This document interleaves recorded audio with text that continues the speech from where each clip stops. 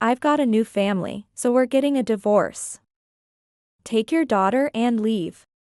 Oh, and I think you know, but don't expect a single penny for compensation. As Steve declared this, Mandy was nodding along beside him. The two of them seemed to suggest with their attitude that I was the one who was wrong. Only the babies, asleep in their strollers, were oblivious to it all. Steve had never helped when Allison was born. He would spend his days playing around, and even dipped into Allison's tuition fees. Despite failing to fulfill any fatherly duties, Steve thought only of his pleasure and started a new family. Did he ever consider how Allison and I felt? As various thoughts raced through my mind and left me speechless, Allison pointed at the TV that was still on and said, "Huh? Dad, aren't you watching TV?" At her words, Steve ended up shouting loudly, "My name is Jenny Ford. I'm a housewife in my 50s. I live with my husband, Steve, and our daughter, Allison. I met Steve at the company we both joined after graduating from college. Is there anything you don't understand? Feel free to ask." I was supposed to be trained by another, more experienced colleague. But seeing me nervous and unable to speak up without any work experience, it was Steve who approached me. Steve patiently explained the parts one was stuck on, and from that time on, I naturally started asking him various things. As we spent more time together, we quickly grew closer. Eventually, Steve confessed his feelings. "I fell in love with how dedicated you are to your work. Would you like to date me?" "I would love to." I had feelings for Steve as well, so we started dating, and things quickly led to marriage. A few years later, we were blessed with Allison. But that doesn't mean every day was joyful. In fact, it's no exaggeration to say that those days were filled with pain. Mainly because of Steve's infidelity. This all started around the time I got pregnant with Allison. Steve had always treated me with great care, and when he found out I was pregnant, he even shed tears saying, "Thank you." My morning sickness was severe, and just the smell of food made me nauseous. After getting married, Steve strongly insisted, and I quit my job. At that time, Steve was up for a promotion, so I accepted his request. As a stay-at-home wife, I took on all the household chores. Being at home, I felt it was natural to handle the chores. But cooking while feeling sick was truly painful. "Hey, I'm sorry, but could we eat out for a while? Or could you bring home some prepared food?" I was reluctant to say it, as I was in charge of the household duties. But I gathered my courage and spoke to Steve, who was relaxing in the living room. Steve furrowed his brow for a moment and asked in a grave tone, "Why? You're a housewife, aren't you? If you don't do the household chores properly, it's a problem. Otherwise, you're just a freeloader." Indeed, what Steve said was not wrong. After all, I was living on Steve's money. Asking me to do the household chores in return was perfectly reasonable. But what can't be done, and I was definitely not being lazy. Desperately, I tried to convey my feelings to Steve. "I feel nauseous because of the morning sickness. Just smelling food makes me want to throw up. And it's hard to do any other chores with my heavy belly." "Shut up. That's just laziness. You're a housewife, so do your household duties properly. What will happen if I get sick because of your diet?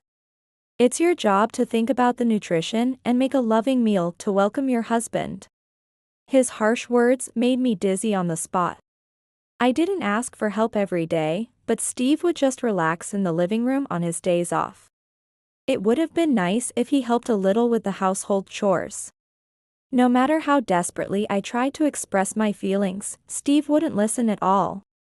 Thus, enduring the heavy belly and nausea, I somehow managed the household chores. It was a continuous hellish day, but when Allison was born, I felt that the painful days were over as I was moved by the sight of her crying in the delivery room.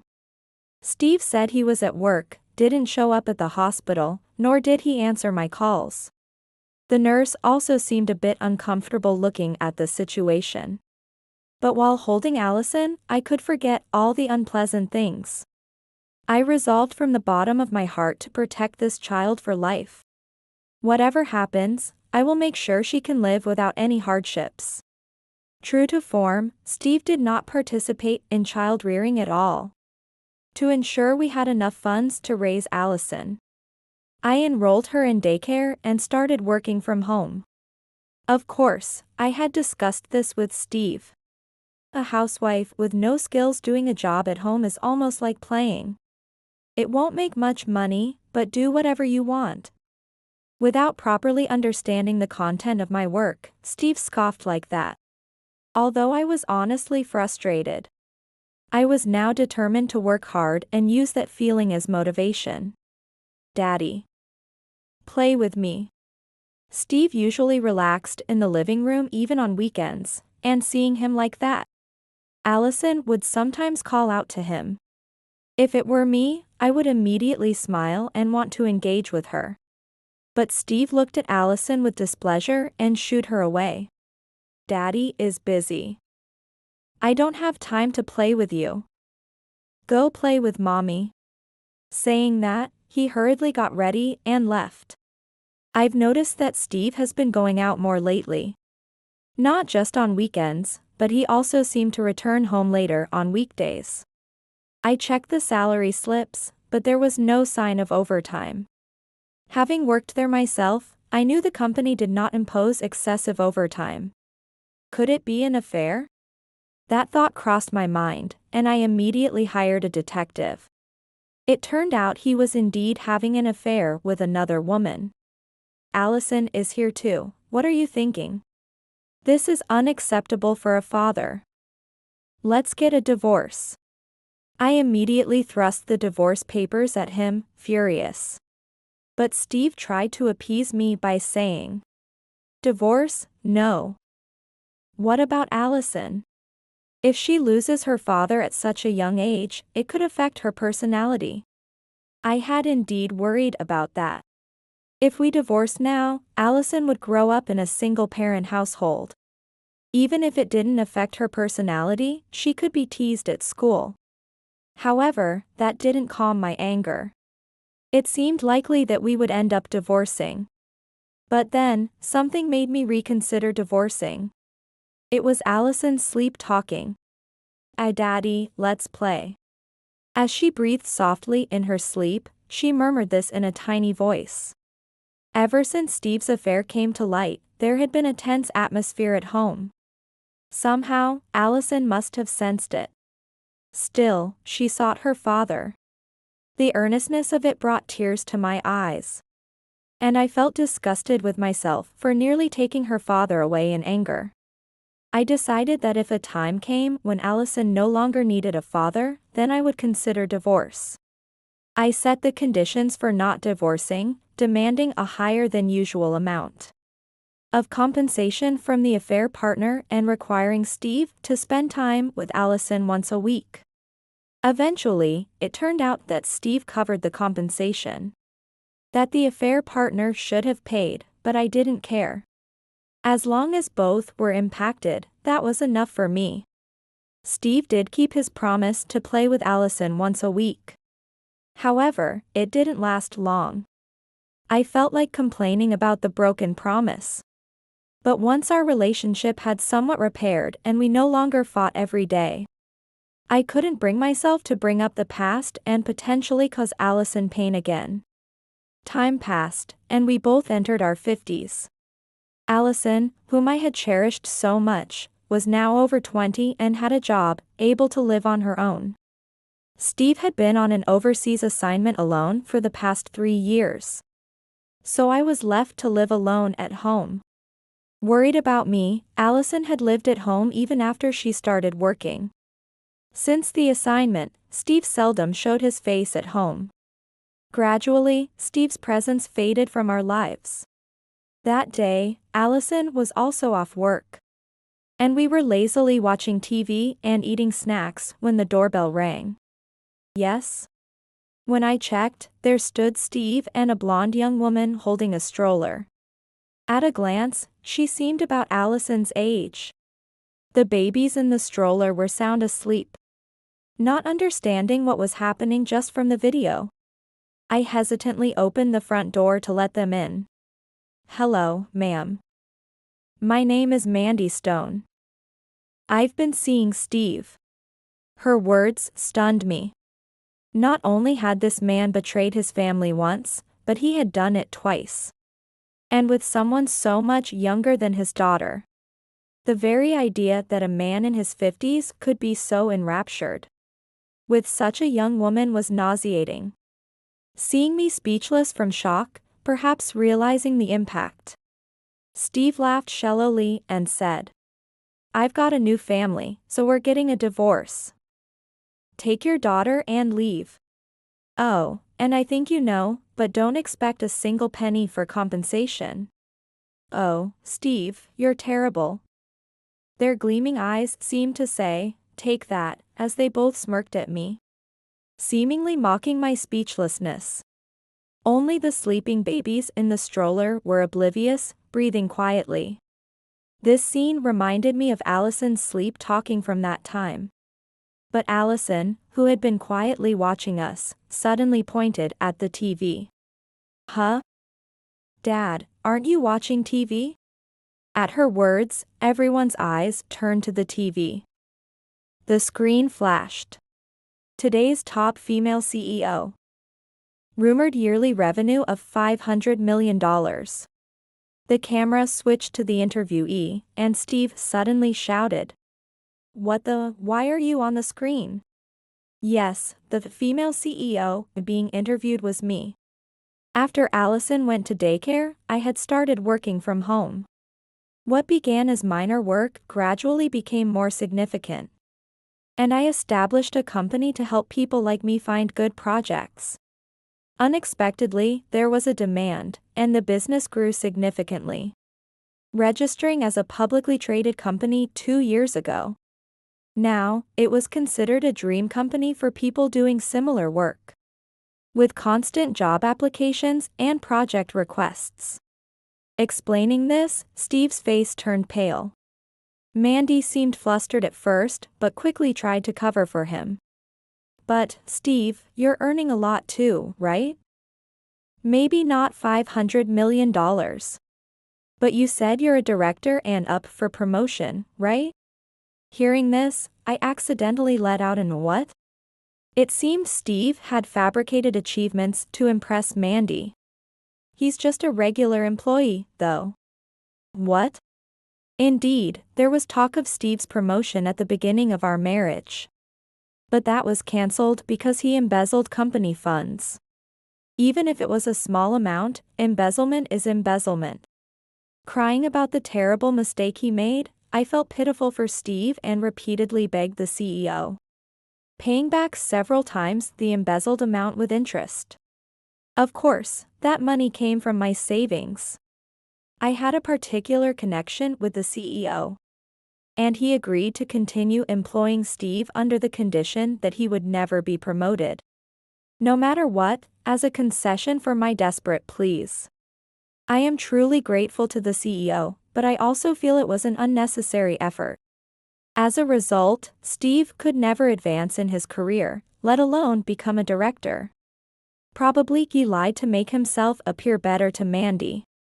Exposed, Mandy's face turned pale with shock. "Why would you lie about that? You're not a manager? Just a regular employee. That's unbelievable. If I had known, I wouldn't have gotten involved." Mandy screamed in a fit of rage. Amid her outburst, Steve, with tears in his eyes, tried to justify himself. "I had no choice. I just wanted you to notice me. I really loved you, Mandy." The spectacle of two adults in such a mess was truly unsightly. Amid this chaotic scene, Allison came out from her room holding an envelope, spreading its contents across the table. Actually, I knew Dad was having an affair. Everyone, including me, was shocked by her revelation. She explained that it all started when one of her friends spotted Steve in the country, despite his supposed business trips abroad. After confirming that the photos indeed showed Steve, Allison immediately hired a detective and began an investigation. She financed this by explaining the situation to my parents, and decided to focus on the areas where Steve had been spotted. According to Allison, this turned up a wealth of evidence of the affair. However, she hadn't found the courage to report it to me, worried about how deeply it might shock me. After all, the other woman was nearly her age, and Allison felt that revealing the affair would deeply hurt me. She decided to wait and see for a while. During this pause, today's incident occurred. The table was now cluttered with documents and photos evidencing Steve and Mandy's affair. Ignoring their flushed faces, Allison continued. To be honest, Dad, what you're doing is the lowest of the low. Betraying Mom and secretly starting another family is absolutely unforgivable. I barely have any memories of you playing with me, but now, I've completely lost respect for you. Allison must be feeling an indescribable disgust. I, too, was overwhelmed by the wastefulness of spending any more time on these people. I wanted to wrap up this mess quickly. But first, they needed to face the consequences. Of course, I intend to demand compensation. And I will also inform the president of your company. At the mention of the president, Steve's face turned ashen. And for good reason. The president, of course, is the CEO of the company where Steve works. If this matter comes to light, given his prior misconduct, Steve will likely be fired this time. Wait, why can you contact the president directly? You're just a former regular employee. You shouldn't have that kind of authority. Well, about that. As Mandy pointed out, it wouldn't normally be possible for a mere former employee like me to contact the CEO directly. Why I could do that was due to my relationship with the CEO. My father and the CEO are childhood friends. Steve and Mandy simultaneously exclaimed, "What?" This was something I had never even told Steve. What do you mean? I didn't know about this. That's all there is to it. My father has a long-standing relationship with the CEO. Which is why I got a job at that company. Oh, don't get me wrong, it wasn't through connections. But it helped when Steve committed embezzlement, although, it was pointless in the end. I wonder what the CEO will think when he finds out how much his old friend's daughter has been hurt. As I said this with a hint of sarcasm, Steve's face went from pale to ghostly white. With just one word from me to the CEO, Steve might be fired instantly. Already guilty of embezzlement, if he were to lose his current job, he'd likely find it impossible to find another. If that happens, he would truly be left destitute. It's unlikely that Mandy alone could support the twins and cover all the family's expenses, leading to a collapse for the entire family. What do you mean? I thought marrying you as a director meant a secure future. I thought I could live comfortably. What are you going to do now? Realizing the reality, Mandy's face turned bright red as she grabbed Steve by the collar. It was understandable, as she thought she had hit the jackpot, only to find out she was with a mere blowhard.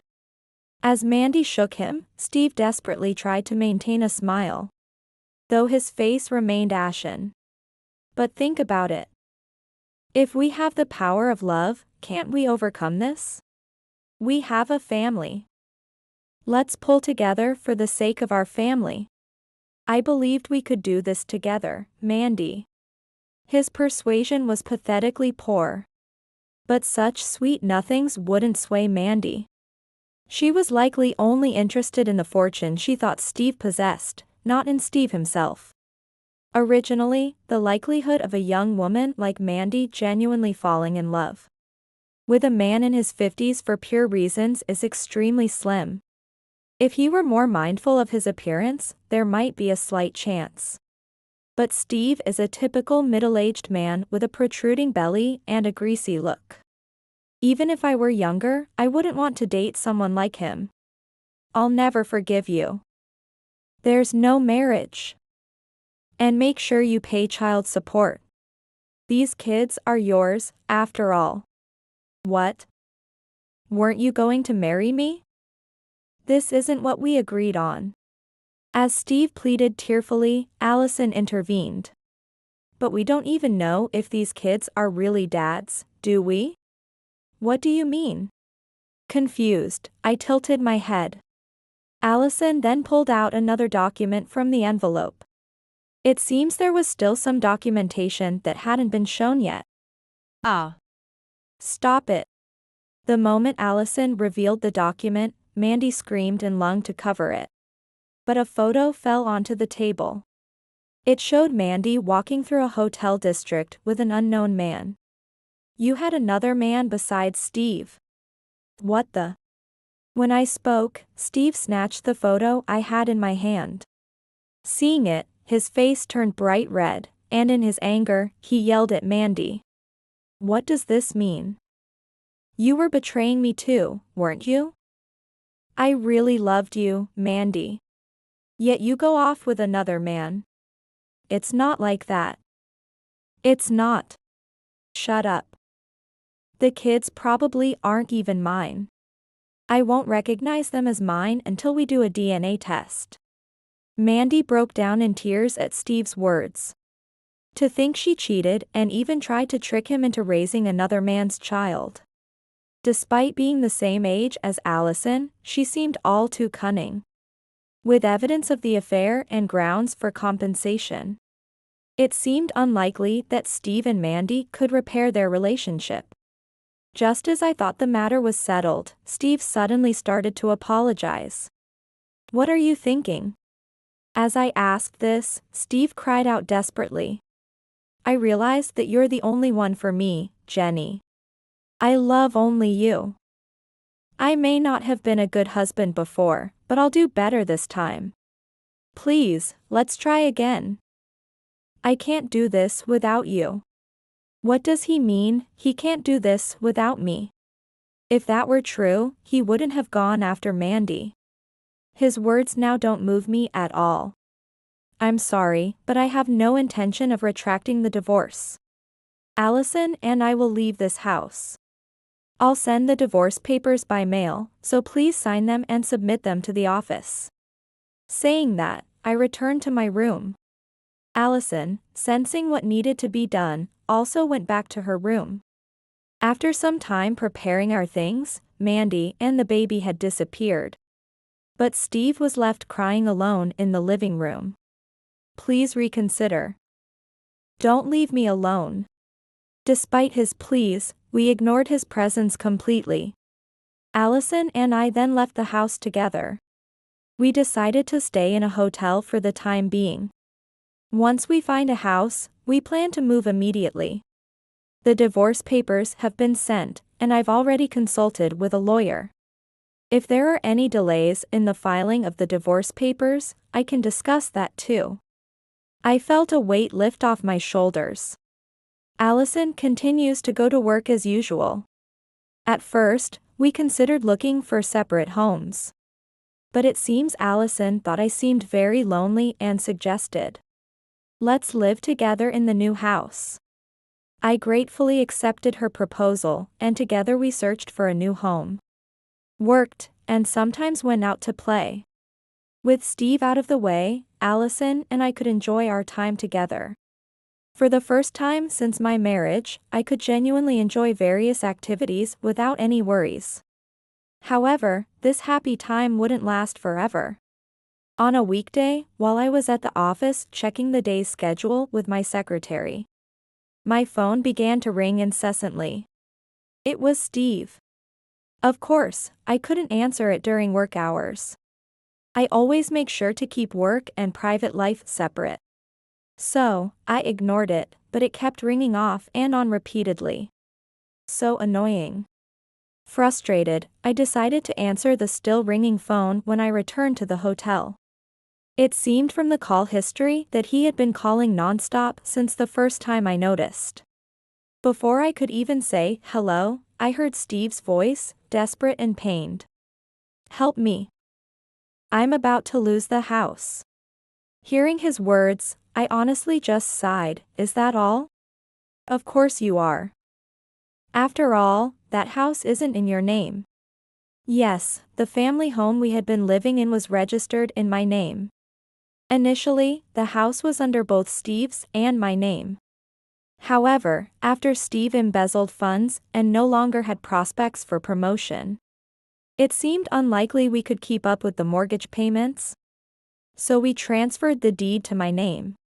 In essence, I had been the one paying for the house's mortgage all along. Steve had contributed very little, so it was only natural to evict him if I decided to leave. It's astonishing that he couldn't even realize something so fundamentally obvious.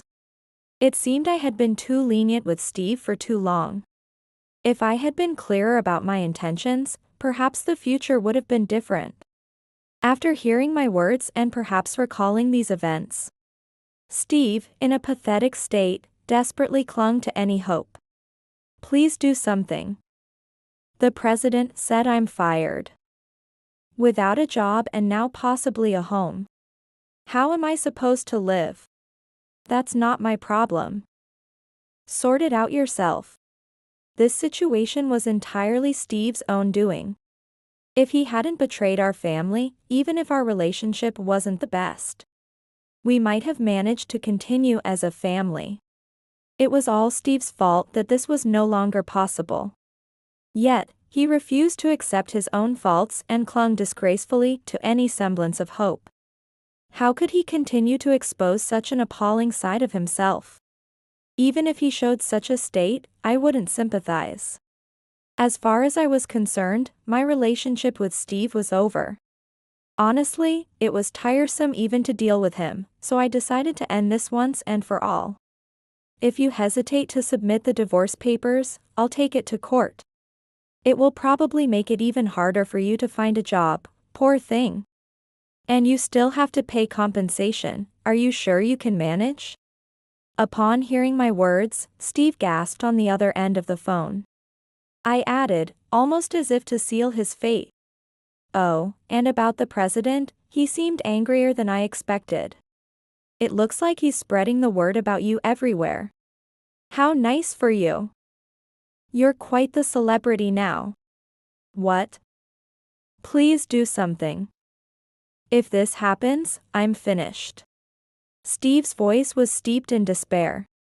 It was almost too delightful, and I couldn't help but let out a smile. But all of this was Steve's fault, after all. For years, Steve betrayed both Allison and me. It was probably a mistake to have married him in the first place. Why did I ever marry such a person? I deeply regret being drawn to Steve in my younger days. I don't know what to tell you. It's all your own doing, isn't it? I'm going to hang up now. I'll send you the lawyer's contact information later, and you can deal with them from now on. Goodbye. Wait, Jenny. Don't abandon me. After Steve's last words, I hung up the phone. The ringtone sounded several more times after that. But I promptly put Steve's number on the block list and sent him only the lawyer's contact. Then blocked him. This ensured that Steve could no longer contact me. I decided to remind Allison to block his number as well. Feeling relieved that everything was finally settled. From what I heard through the lawyer, Steve initially hesitated to sign the divorce papers. But when faced with the possibility of a lawsuit, he submitted them quietly. However, that wasn't the end of it. To pay the compensation to me, Steve borrowed a large sum of money from dubious sources. One might wonder why he would turn to such sources. But after this incident, his own parents disowned him, having spread the word among his friends beforehand. Steve found himself without any support and was forced to resort to these desperate measures. Though he managed to pay the compensation, Steve could not repay his debts and ended up being taken away by shady individuals. I heard through the grapevine that he is now working on a tuna fishing boat. I also demanded compensation from Mandy, but all of it was covered by her parents. I thought maybe I hadn't impacted her significantly, but that turned out not to be the case. Enraged by the incident, Mandy's parents are now controlling all of her earnings. Despite her youth, she cannot freely use her own salary, and her beauty is reportedly fading. As for the twins, it turned out they were indeed not Steve's children. They are now being taken care of by Mandy's parents. When I met them once with a lawyer present, they seemed like decent people. So I'm confident the twins will grow up without issues. Quietly, I felt a sigh of relief. Now, I spend my days leisurely working. Interestingly, Allison also works as an office clerk in my company. Although she's my daughter, I don't favor her out of nepotism. But she is genuinely a skilled and well-liked employee in the office. One day, Allison said to me, "I have something to tell you." Worried it might be some scandal. My concerns eased when I saw the young man standing next to her. "I've decided to get married." Saying so, Allison blushed. As a parent, I have put her through many difficulties. Sometimes, I've made her experience harsh times. Yet, she grew up to be a fine person. And now she was sharing the happiest news in the world with me. Which brought tears to my eyes. "Mom, you're getting ahead of yourself. That's for the wedding day, right?" As Allison took out a handkerchief and wiped my tears, I couldn't help but cry a bit embarrassingly. The young man beside her smiled and said, "You have a wonderful mother." Despite all the painful times that made me want to run away, I was able to overcome them because Allison was there. Moving forward, I am determined to remain a person of whom she can be proud, as her mother.